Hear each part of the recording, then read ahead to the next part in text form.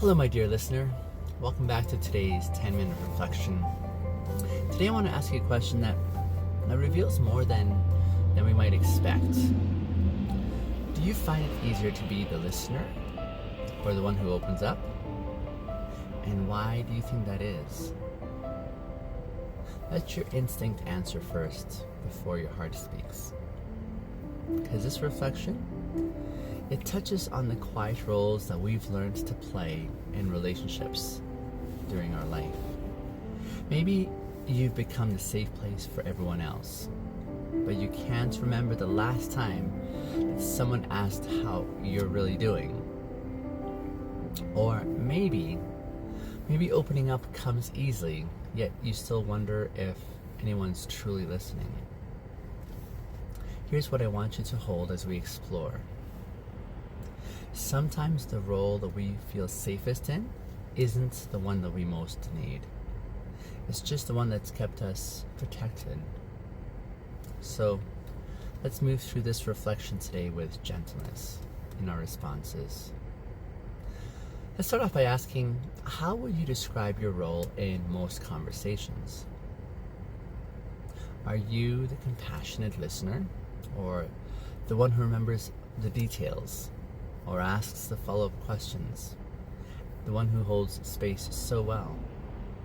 Or are you the expressive one, the one who leads with emotion, tells the truth, and maybe tells the truth too quickly sometimes?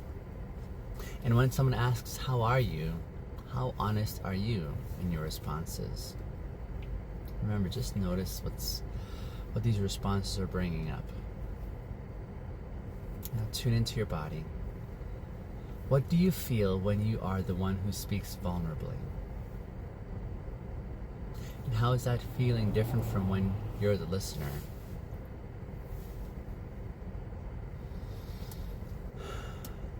Let's turn to our core question I was asking earlier, shall we? And that is, do you find it easier to be the listener or the one who opens up? And more importantly, why is that? What feels emotionally safer for you? Holding space or being seen? What early relationships taught you your current role? Maybe you were the one who was praised for being calm, helpful, low drama. Maybe you opened up once and you were dismissed or punished or met with silence. See, those moments taught your nervous system what was safe in relationships. And safe doesn't always mean nourishing. Sometimes we stay in the listener role, not because we don't have anything to say, but because we stop believing that it was safe to say it. Here's another question to consider. Do the people in your life know your inner world, or do they just know your supportive side? Are there friendships where you can open up, but you don't? And when you do speak honestly, what do you fear might happen? Do you feel like you'll be misunderstood or judged? Maybe you'll be met with shallow encouragement instead of deep presence. These fears are valid, but they can't be the only voices in the room. Because the cost of always listening without speaking is loneliness. And intimacy cannot happen without mutual visibility. So ask yourself honestly, what are the risks of always being the one who listens? And what are the rewards, not just to others, but also for yourself? Sometimes the reward might be safety or control or avoiding vulnerability. But sometimes the reward is distance. And distance is a poor substitute for connection. So what would it look like to open up just a little bit more than usual? What part of your story are you longing to tell if someone truly had the capacity to listen? You don't have to share everything. You just have to share something true, something real, something you. If you're unsure where to begin, try the following perhaps. Try writing a short dialogue between your listener self and your truth-telling self. What do they need from each other?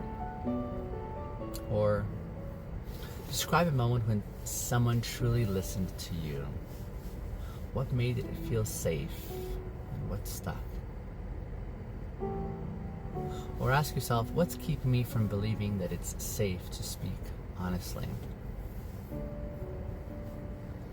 That question doesn't require immediate answers.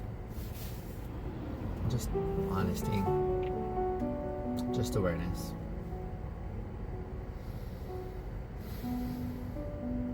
My dear listener, you're not only a space holder in life.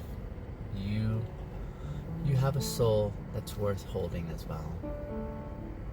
So ask yourself as we close, what am I learning about my relational habits through these reflection questions? And what part of me is ready to take up a little bit more space in this world? And what would help me feel safer? Being emotionally visible.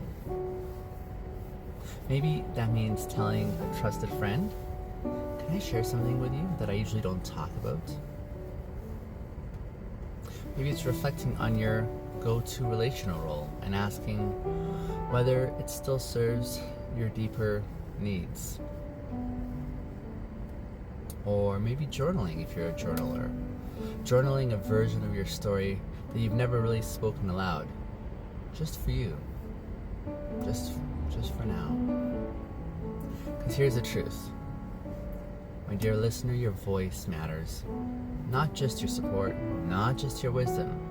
Like your actual inner world matters.